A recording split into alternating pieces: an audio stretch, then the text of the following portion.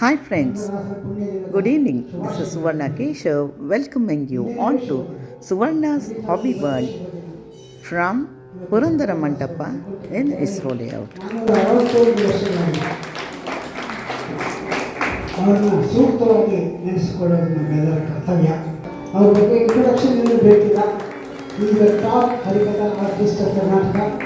He has done over 8,000 ಕಥಾ ಕೀರ್ತನಾಸ್ all over South India, all over India. ಈ ಒಂದು ಕಲೆ ಉಳಿಸ್ಕೊಂಡು ಬಂದಿರೋದು ಇಂಥ ಮಹನೀಯರಿಂದ ಅಷ್ಟೇ. ಸೊ ಇನ್ನು ಹೀಗೆ ಅವ್ರಿಗೆ ಅಂತ ಶಕ್ತಿ ಕೊಟ್ಟು ಇನ್ನು ಅನೇಕ ಕೀರ್ತನೆಗಳು ಮಾಡೋವಂಥ ಒಂದು ಶಕ್ತಿ ಕೊಡಲಿ, ಸೌಭಾಗ್ಯ ಕೊಡಲಿ ಅಂತ ಕೇಳ್ಕೊಳ್ತಾ ಕಥಾ ಕ್ಷೇತ್ರ ಆರಂಭಿಸಬೇಕು ಅಂತ ಕೇಳ್ಕೊಳ್ತೀನಿ. ಇವತ್ತು ವಾದ್ಯದ ಸಹಕಾರ ಬೇರೆ ಯಾರಲ್ಲ, ನಮ್ಮ ರಾಜ್ಯದ ಖ್ಯಾತ ಮೃದಂಗ ವಿದ್ವಾಂಸ ಶ್ರೀ ಮೇರೆಸನ್ ಸ್ವಾಮಿಯವರು, ಹಾರ್ಮೋನಿಯಂನಲ್ಲಿ ಶ್ರೀ ನಾಗಭೂಷಣರು, ಡಿ ವಿ ನಾಗಭೂಷಣ್.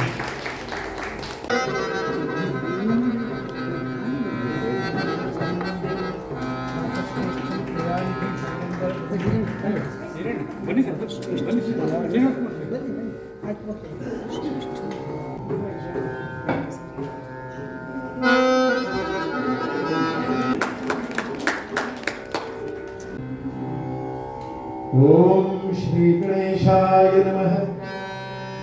ಶ್ರೀ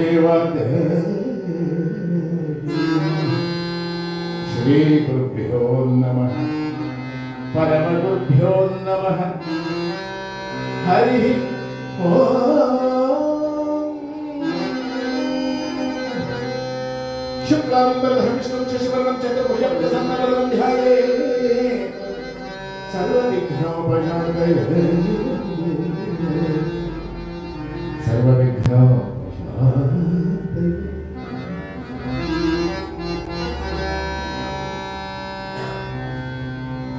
ಮನ್ಮನಾಭೀಷ್ಟದಾತಾರಂ ಸರ್ವಾಭೀಷ್ಟಫಲಪ್ರದಂ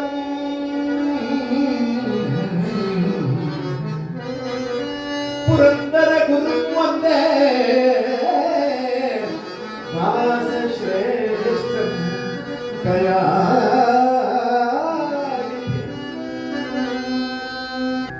ಪಾಶಾಂಕುಶಧರ ಪರಮ ಪವಿತ್ರ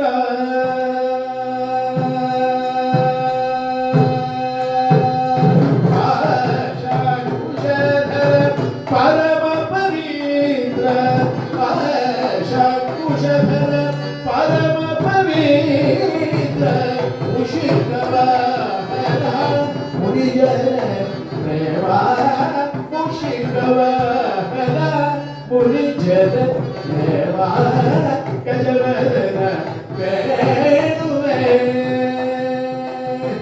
ಗೌರಿ ತನಗ ಜಗವಂಬಿತನ ಸುಜನರ ಗಜವದನ ವೇಣುವೆ.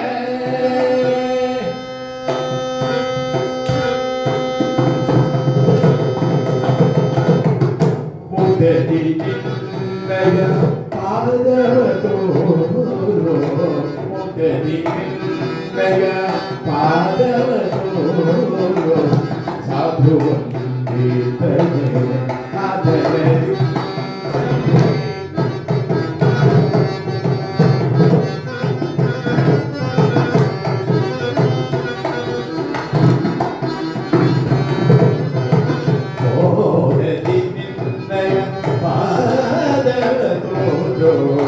ಸಾಧು ಬಂದಿದ್ದೇನೆ ಆದರದಿ ಸರಸಿ ಜನ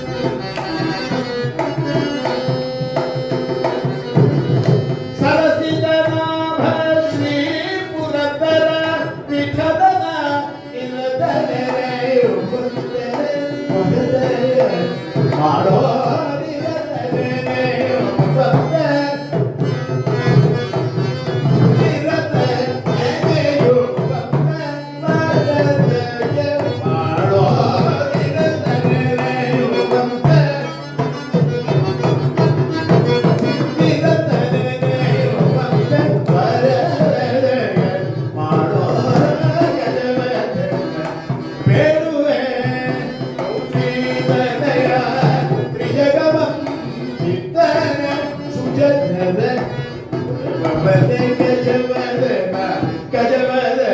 ಗಜವದನ ಬೇಡುವೆ.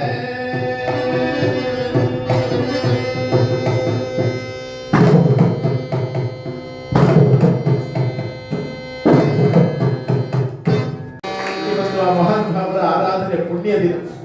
ಇಷ್ಟು ಪುಣ್ಯ ಮಾಡಿದ್ದೇವೆ ನಾವು. ದಾಸರಂಥವರಿನ್ನು ಹುಟ್ಟಿಲ್ಲ ಅಂತ ಮಹಾನ್ ಭಾವ ಹುಟ್ಟರು.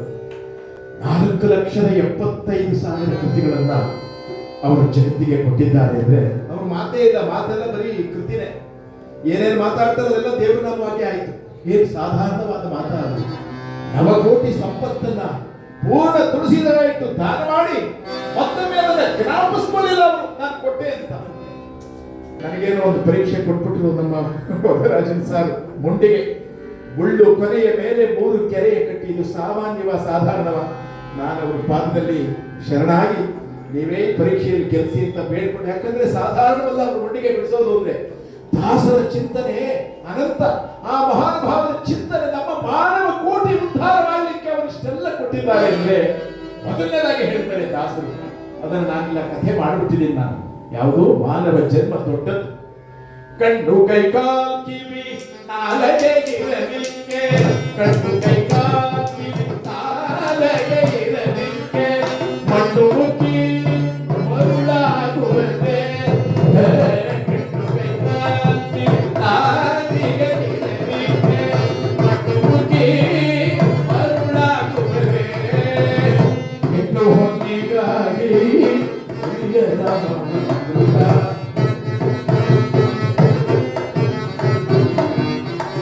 ಹೆಣ್ಣು ಹೊಂದಿಗಾಗಿ ನದೇ ಉಪವಾಸ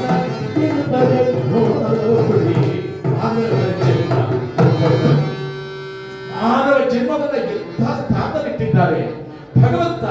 84 ಲಕ್ಷ ಜೀವರಾಶಿಗಳನ್ನು ಸೃಷ್ಟಿ ಮಾಡಿದ್ದಾನೆ. ಆ 84 ಲಕ್ಷದಲ್ಲಿ ಸಂಪೂರ್ಣ ಕಲಾಕೃತಿ ಇರುವುದು ಮಾನವನಿಗೆ ಮಾತ್ರ. ಪರಮಾತ್ಮ ವಿವೇಚನಾ ಶಕ್ತಿ, ಬುದ್ಧಿಶಕ್ತಿ ಎಲ್ಲ ಕೊಟ್ಟಿದ್ದಾನೆ. ಕಣ್ಣು ಕೈ ಕಾಲು ಕಿವಿ ನಾಲಿಗೆ. ಅದನ್ನೇ ದಾಸರು ಇವತ್ತಿನ ಮುಂಡೆಗೆಯಲ್ಲಿ ನೀವು ಹೇಗೆ ಉದ್ಧಾರ ಆಗಬೇಕು ಅಂತ ನಮ್ಮನ್ನು ಬೈದು ಹೇಳಿದ್ದಾರೆ ದಾಸರು. ಯಾಕಂದ್ರೆ ಆ ಮಹಾನುಭಾವರಿಗೆ ಎಷ್ಟು ನಮ್ಮ ಬಗ್ಗೆ ಎಚ್ಚರಿಕೆ ಇದೆ ಅವರಿಗೆ.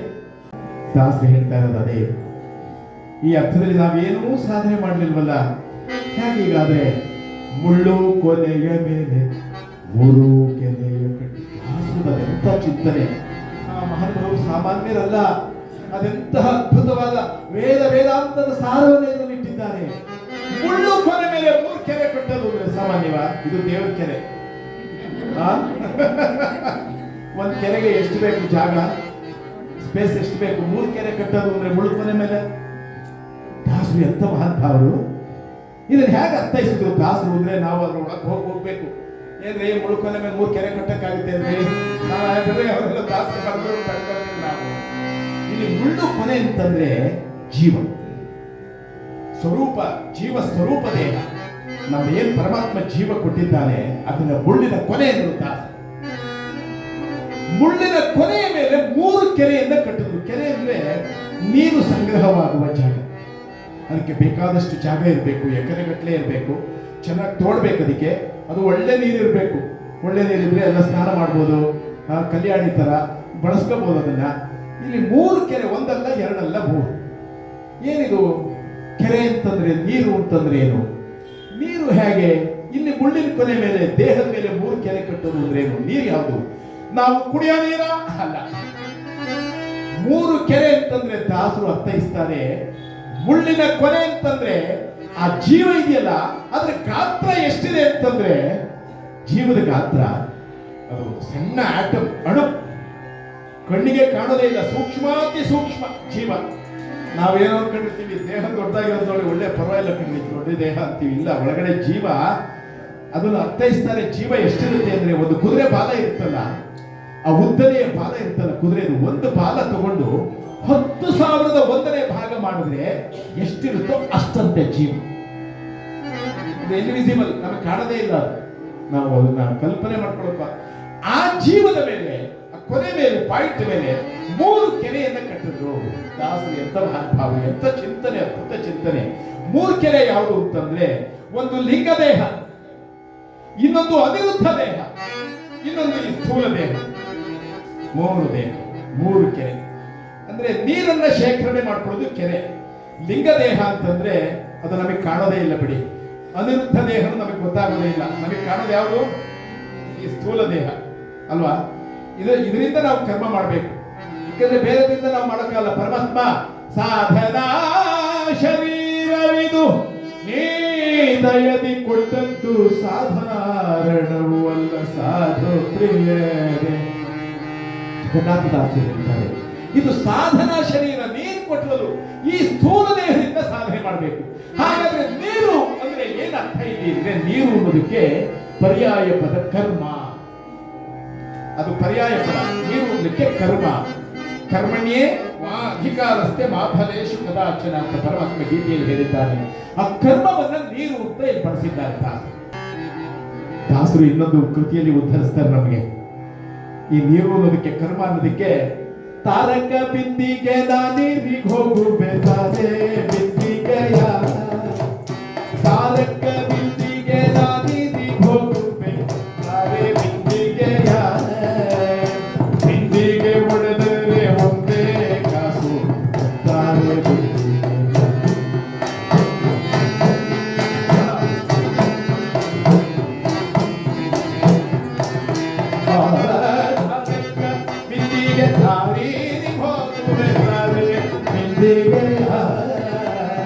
ಬಿಂದಿಗೆ ಹೊಡೆದರೆ ಒಂದೊಂದೇ ಕಾಸು ಭಕ್ತಾಲೆ ಬಿಂದಿಗೆಯ.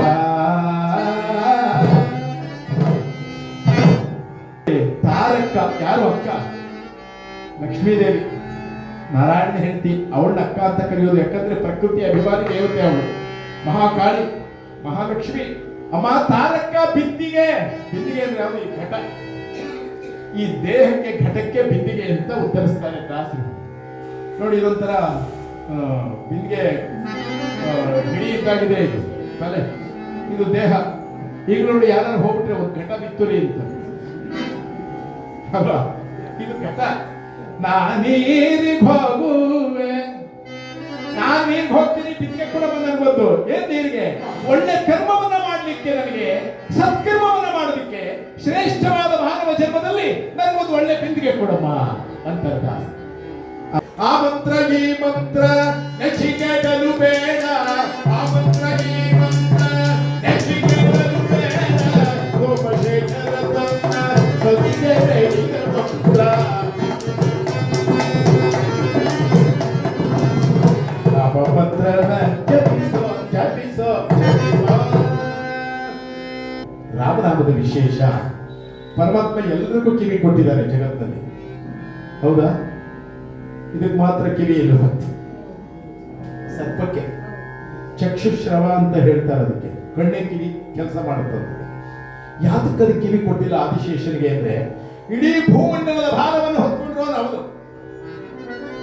ಭೂಮಿ ಭಾರ ಹೊತ್ಕೊಂಡ್ರು. ರಾಮನ ಬಗ್ಗೆ ರಾಮಾಯಣ ಕೇಳಿದವರು ಯಾರೇ ಆಗಲಿ ತಲೆ ಅಲ್ಲಾಡಿಸದೇ ಇರೋಲ್ಲ. ಇವನು ಭೂಮಂಡಲದ ಭಾರವನ್ನು ಹೊತ್ಕೊಂಡಿದ್ದಾನೆ ಈ ಆದಿಶೇಷ. ಇವನು ರಾಮಾಯಣ ಕೇಳ್ತಾ ಕೇಳ್ತಾ ಇವನಿಗೆ ಕಿವಿ ಇಟ್ಬಿಟ್ರೆ, ತಲೆ ಅಲ್ಲಾಡಿಸ್ಬಿಟ್ರೆ ಭೂಮಿ ಭೂಮಂಡಲ ಏನಾಗುತ್ತೆ? ಅದಕ್ಕೆ ಅದು ಕಿವಿ ಕೊಟ್ಟಿಲ್ವಂತೆ ಪರಮಾತ್ಮ. ನೋಡಿ, ಇದು ರಾಮ ಅನ್ನೋ ಎರಡು ಅಕ್ಷರಕ್ಕೆ ಎಷ್ಟು ಅರ್ಥ ಇದೆ. ದಾಸರು ಅದನ್ನೇ ಹೇಳಿದ್ರು, ರಾಮ ಅನ್ನಪ್ಪ ಸಾಕು. ಎಷ್ಟು ಆನಂದವಾಗುತ್ತೆ ರಾಮ ಅನ್ನೋ ಎರಡು ಅಕ್ಷರದಲ್ಲಿ. ರಾಮೋ ವಿಗ್ರಹ ಧರ್ಮ. ಕಾಲಿಲ್ಲದ ಎಮ್ಮೆಗೆ ಕೊಟ್ಟರ ಮೂರು ಹಣ್ಣುಗಳ, ಕಾಲಿಲ್ಲದ ಎಮ್ಮೆಗೆ ಕಾಲಿಲ್ಲದ ಗುಡ್ಡಗೆ ಕೊಟ್ಟರ ಮೂರು ಎಮ್ಮೆಗಳ, ಎರಡು ಮರಡು ಒಂದಿಗೆ ಕರುವೇ ಇಲ್ಲ. ಕರುವಿಲ್ಲದ ಎಮ್ಮೆಗೆ ಕೊಟ್ಟರ ಮೂರು ಹಣ್ಣುಗಳ, ಎರಡು ಸತ್ತರು ಒಂದು ಸಲ್ಲಲೇ ಇಲ್ಲ. ಎರಡು ಸತ್ತರು ಒಂದು ಸಲ್ಲಲೇ ಇಲ್ಲ. ಸುಳ್ಳು ಕೊನೆಯ ಮೇಲೆ ಬೇರೆಯ ಗಟ್ಟಿ ಎರಡು ಕುಂಬರು.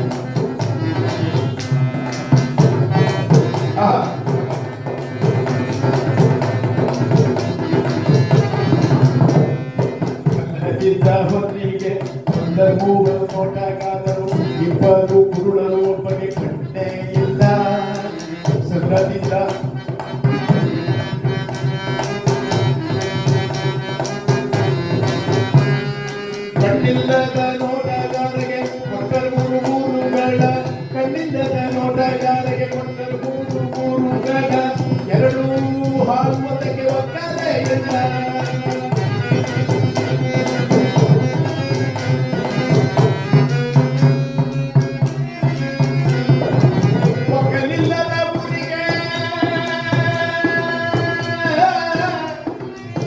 ಲೋಕಲಿಲ್ಲದ ಗುರಿಗೆ ಹೊರಗೂ ಮರುಕು ಬಾಗರು ಇಬ್ಬರು ಚೊಚ್ಚರು ಅವನಿಗೆ ಕೈಯೇ ಇಲ್ಲ.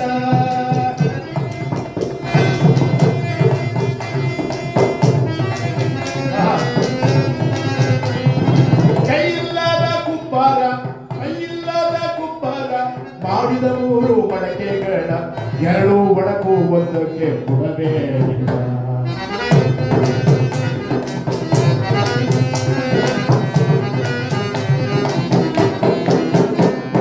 ಕುಡವಿಲ್ಲದ ಮಡಿಕೆಗೆ ಹಾಕಿದ 3 ಅಕ್ಕಿ ಕಾಳ ಕುಡವಿಲ್ಲದ ಮಡಿಕೆಗೆ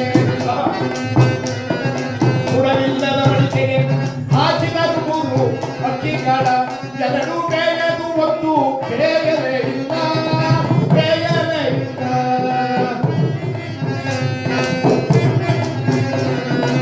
ಬೇಯಲಿಲ್ಲದ ಅಕ್ಕಿಗೆ ಪಕರ್ಬು ನೆಂದರು ಬೇಯಲಿಲ್ಲದ ಅಕ್ಕಿಗೆ ಪಕರ್ಬು ನೆಂದರು ಇಬ್ಬರು ಉಣ್ಣರು ಒಬ್ಬಗೆ ಹೊಸಿಬೇ ಇಲ್ಲ.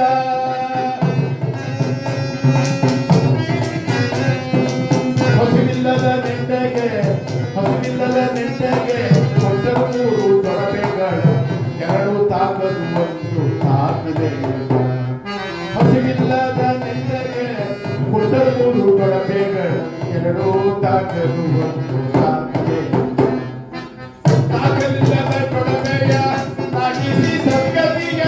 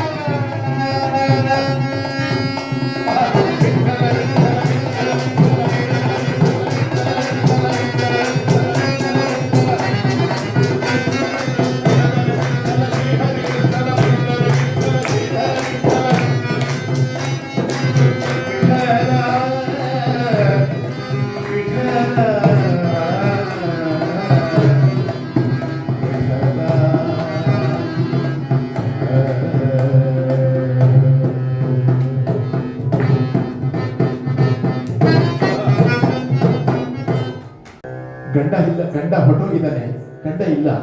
ಹಳ್ಳಿಲಿತ್ತು ತಾಯಿ. ಅವಳೇನ್ ಮಾಡಿದ್ರು, ಮಗನ ಕರ್ಕೊಂಡು ಕೂಲಿನಾರ ಮಾಡಿ ನಾನು ಪಟ್ಟಣಕ್ಕೆ ಹೋಗಿ ಸೇರಿ ಮಗನ ಓದಿಸ್ಬೇಕು ಅಂತ ಸೀದಾ ಧೈರ್ಯ ಮಾಡಿ ಬಂದೇ ಬಿಟ್ರು ಪಟ್ಟಣಕ್ಕೆ.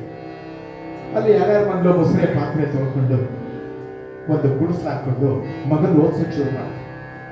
ಅವನು ಓದಕ್ ಶುರು ಮಾಡ್ದ. ಮಿಡ್ಲ್ ಸ್ಕೂಲ್ ಆಯ್ತು, ಹೈಸ್ಕೂಲಿಗೆ ಬಂದ. ಈ ತಾಯಿ ಎಲ್ಲರೂ ಬಂದು ಕೆಲಸ ಮಾಡಿ ಓದಿಸ್ತಾ ಇದ್ರು. ಮಗ ಅಂದ, ಮಗನ್ ಬಿಟ್ಟು ಬರಕ್ ಹೋಗ್ಬಿಡು ಸ್ಕೂಲ್ಗಳು. ಅಮ್ಮ, ನಾಳೆಯಿಂದ ನೀನು ನನ್ನ ಬಿಟ್ಟು ಬರಕ್ ಬರಬೇಡ. ಯಾಕಪ್ಪ? ನನ್ನ ಫ್ರೆಂಡ್ಸ್ ಎಲ್ಲ ನಿನ್ನ ನಾವು ಒಕ್ಕಂಡೋಳ ಮಗ ಅಂತ ಆಡ್ಕೊತಾರೆ. ಈ ತಾಯಿ ಒಂದೇ ಕಂಡಿದ್ದೀವಿ. ಒಕ್ಕಂಡೋಳ ಮಗ ಅಂತಾರೆ, ನೀನು ಬಿಟ್ಟು ಬರ. ತಾಯಿ ನಂಬ್ಕೊಳ್ಳಿಲ್ಲ. ಆಗ್ಲಿ ಮಗನೇ, ಜೋಪಾನ ಹೋಗ್ಬಿಟ್ವ.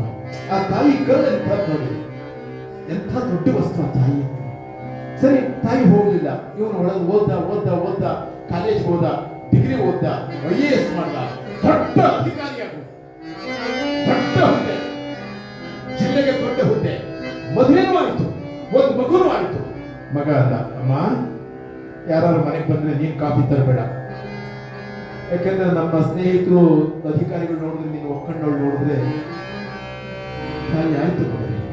ಒಂದ್ ದಿವಸ ಹೇಳ್ದಮ್ಮ, ನಿನಗೆ ಬೇಕಾದಷ್ಟು ದುಡ್ಡು ಕಳಿಸ್ಕೊಡ್ತೀನಿ, ಇಲ್ಲೇನ್ ಮಾಡ್ತೀಯಾ, ಹಳ್ಳಿ ಎದ್ದು ಬಿಡು. ತಾಯಿ ಅಂದ್ಕೊಂಡು, ಅಯ್ಯೋ ನನ್ನ ಮಗನಿಗೆ ನನ್ನಿಂದ ನೋವಾಗುತ್ತೇನೋ. ಆಗಪ್ಪ, ಬೇಜಾರು ಮಾಡ್ಕೊಳ್ಳಿಲ್ಲ. ಊರಿಗೆ ಹೋದ್ರು, ದುಡ್ಡು ಕಳಿಸ್ಕೊಡ್ತಾ ಇದ್ದ. ಒಂದ್ ದಿವಸ ಫೋನ್ ಬಂತು, ನಿಮ್ ತಾಯಿ ಹೋಗ್ಬಿಟ್ಟಿದ್ದಾರೆ, ಅಂತ್ಯ ಸಂಸ್ಕಾರಕ್ಕೆ ನೀನು ಬರಬೇಕು ಅಂತ. ಬಂದ. ಅಲ್ಲಿರೋರು ಏನ್ ಮಾಡಿದ್ರು, ನಿಮ್ಮಮ್ಮ ಸಾಯ್ಬೇಕಾದ್ರೆ ಮೇಲೆ ಒಂದು ಸೆರ್ಗಲ್ಲಿ ಒಂದು ಚೀಟಿ ಕಟ್ಕೊಂಡಿದ್ರು, ತಗೊಳ್ಳಿ ಅಂತ ಕೈ ಕೊಟ್ಟರು. ಅದನ್ನು ಓದಿ ಬಿಕ್ಕಿ ಬಿಕ್ಕಿ ಅಳಕ್ಷಣೆ ಏನ್ ಬರ್ತಿದ್ದಾಳೆ ಅಮ್ಮ, ಮಗನೇ ನನ್ನ ನೋವನ್ನು ನೀನೆಲ್ಲ ಹೊತ್ಕೊತೀಯ ಅಂತ ಇಷ್ಟು ದಿವಸ ನಾನು ಹೇಳಿರಲಿಲ್ಲ. ನಾನು ಒಕ್ಕಣ್ಣೋಳಾಗಕ್ಕೆ ಒಂದು ಕಾರಣ ಇದೆ. ನೀನು 2 ವರ್ಷದ ಮಗು ಆಗಿದ್ದಾಗ ಯಾವುದೋ ಒಂದು ಚಿಲ್ಲಿ ದಾಟು ಬರುತ್ತಲ್ಲ, ಯಾರೋ ಹೀಗೆ ಹೊಡೆದ್ರು, ಅದೊಂದು ಚಿಲ್ಲಿ ನಿನ್ನ ಕಣ್ಣಿಗೆ ಬಿದ್ದುಬಿಟ್ಟು ನಿನ್ನ ಕಣ್ಣು ಹೊತ್ತೋದು. ಡಾಕ್ಟರ್ ಕೇಳಿದಾಗ ಯಾರಾದ್ರೂ ಕಣ್ಣು ದಾನ ಮಾಡಿದ್ರೆ ಆ ಮಗು ಕಣ್ಣು ಬರುತ್ತೆ. ನನ್ನ 2 ಕಣ್ಣಲ್ಲಿ ಒಂದು ಕಣ್ಣನ್ನು ನಿನಗೆ ದಾನ ಮಾಡಿ ನಾನು ಒಕ್ಕಣ್ಣೋಳ. ನಿನಗೆ ಹೇಳಿದ್ರೆ ನೀನೆಲ್ಲ ಹೊತ್ಕೊತೀಯ ಅಂತ ನಾನು ಹೇಳಿಲ್ಲ ಮಗನೇ. ನೀನು ಚೆನ್ನಾಗಿರುತ್ತೋ. ಇದು ತಾಯಿ ಹೃದಯ, ಇದು ಮಾತೃ ಹೃದಯ. ಇವತ್ತು ಮಕ್ಕಳು ಅರ್ಥ ಮಾಡ್ಕೋಬೇಕು. ನಾನು ಹೇಳ್ತೀನಿ ಹರಿಕತೆ ಮಕ್ಕಳು ಕರ್ಕೊಂಡ್ಬನ್ನಿ ಅಂತ. ಬಹಳ ಜನ ಮಕ್ಕಳು ಕರ್ಕೊಂಡ್ಬರಲ್ಲ. ಯಾಕೆಂದ್ರೆ ಅವ್ರಿಗೆ ಅರ್ಥವಾಗೋದಲ್ಲ. ಅವ್ರು ಬಂದು ಕೂತ್ಕೊಂಡ್ರೆ ಇಲ್ಲಿ ಒಂದು ವೈಬ್ರೇಷನ್ ಏನಿದೆ, ನಿಜವಾಗ್ಲೂ ಮಕ್ಕಳಿಗೆ ತಾಕುತ್ತೆ. ಅವರು ಸನ್ಮಾರ್ಗಿಗಳಾಗ್ತಾರೆ. ನಿಜವಾಗ್ಲು ಅಲ್ಲದೆ ಇದ್ರೆ ಕಷ್ಟ. ಮಕ್ಕಳು ಬರಬೇಕು, ಅವ್ರು ತಿಳ್ಕೋಬೇಕು ತಾಯಿ ಸ್ಥಾನ ಏನು, ತಂದೆ ಸ್ಥಾನ ಏನು, ಗುರುವಿನ ಸ್ಥಾನ ಏನು, ದೇವರ ಸ್ಥಾನ ಏನು, ಹಿರಿಯರ ಸ್ಥಾನ ಏನು ನೋಡಿ ಮಕ್ಕಳಿಗೆ ಹೇಳ್ಕೊಡ್ಬೇಕು. ಪರೀಕ್ಷಾ ನಮಸ್ಕಾರ, ಹಬ್ಬದ ನಮಸ್ಕಾರ, ಇದೆಲ್ಲ ಇತ್ತು ಹಿಂದಿನ ಕಾಲದಲ್ಲಿ. ಹಬ್ಬ ಮಾಡೋ ನಮಸ್ಕಾರ ಅಜ್ಜ ಅಜ್ಜಿಗೆ ಅವನು ಪ್ರವಣ ಹೇಳ್ಕೊಂಡ ಬಿಟ್ಟ ಏನೋ ನಮಸ್ಕಾರ ಮಾಡೋದು. ಈಗ ಎಲ್ಲಿ ಹೇಳ್ಕೊಡಿ ಅವ್ರಿಗೆ, ಹೋಗಿ ನಿಮಗೆ ಕೆಲಸ ಇಲ್ಲ, ಯಾಕೆ ಇವರೇ ಮಾಡೋಲ್ಲ ಅಂತ. ಮಕ್ಕಳಿಗೆ ಇದೆಲ್ಲ ಹಬ್ಬದಲ್ಲಾರು ಒಂದು ನಮಸ್ಕಾರ, ಪರೀಕ್ಷೆಗೆ ಹೋಗಿ ನಮಸ್ಕಾರ ಮಾಡಬೇಕು. ಆ ಮಕ್ಕಳು ಕಲಿಬೇಕು. ದಾಸರು ಹೇಳ್ತಾರೆ, ನೊಂದು ಹೇಳ್ತಾರೆ ದಾಸರು, ಹೆತ್ತ ತಾಯಿ ತಂದೆಗಳ ಚಿತ್ತವನೋದಿಸಿ ನಿತ್ಯದಾನವ ಮಾಡಿ ಫಲವೇನು, ಸತ್ಯ ಸದಾಚಾರ ಇಲ್ಲದವನು ಜಪವ 10,000 ಮಾಡಿ ಫಲವೇನು.